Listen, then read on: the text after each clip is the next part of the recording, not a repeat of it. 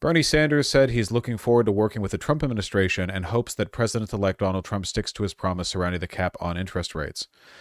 This is, of course, a misrepresentation of what Bernie Sanders said. What he actually said is just the content of this tweet. I look forward to working with the Trump administration on fulfilling his promise to cap credit card interest rates at 10%, which isn't going to happen. So, it's good of Bernie to stick to the premise that he'll embrace good ideas no matter where they come from, and kind of like hold Trump to it, but it's not going to happen. Would be based if it did. If I think so too, but if they did this, it would just mean they would no longer offer credit cards to high-risk individuals. Dude is the toughest job in the world. I listened to him get an interview because he's been getting a lot of media attention since he attacked the Democratic Party. Which is good because he deserves the attention and also because he was correct to attack the Democratic Party. He got interviewed by this New York Times journalist guy who he obviously didn't like, so he was like snapping at him. It was pretty funny. Wouldn't that be a really, really bad idea economically, though? Like, wouldn't that just make wouldn't that make credit card companies stop giving them out?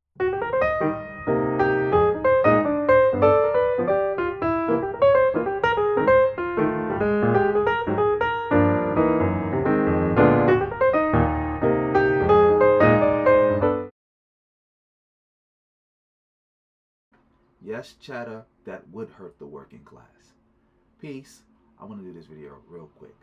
Vosh, the chatter did not ask you about your personal stance on credit cards. He asked whether that would hurt the working class, and it would. It's so funny to me that Mr. Working Class himself, Bernie Sanders, wants to work with a billionaire president to do something that would hurt the working class. Because he keeps talking about the working class and people living paycheck to paycheck. A lot of those people make it from paycheck to paycheck with the credit card.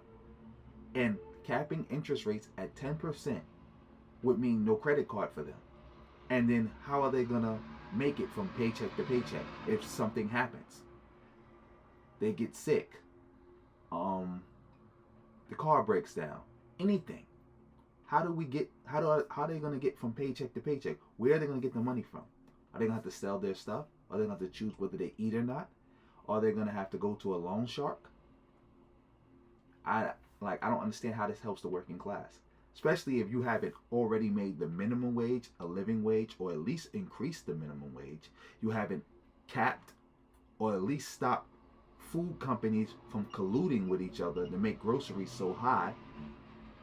Or you haven't dealt with landlords colluding with each other. And also companies buying all these houses up where nobody can afford to buy a house anymore and people can barely afford rent.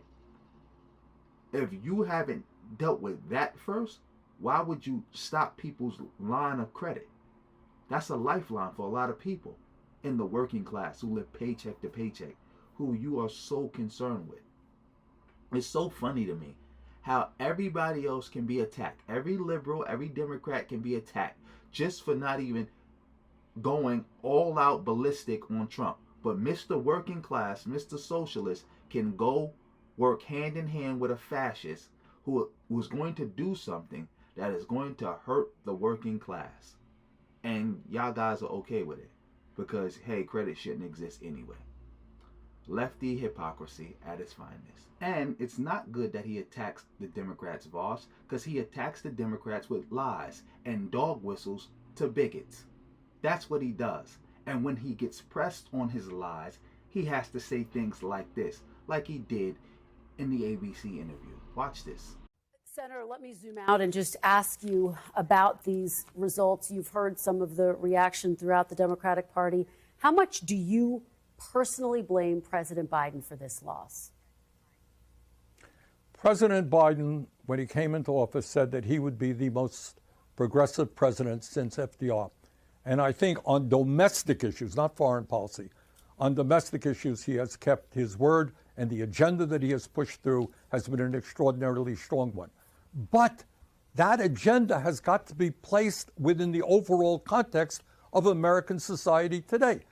And that American society today is one in which tens of millions of working families and elderly people are struggling, while the people on top have never had it so good. as you heard, when pushed on the issue, he has to acknowledge the greatness of Joe Biden and the Democrats.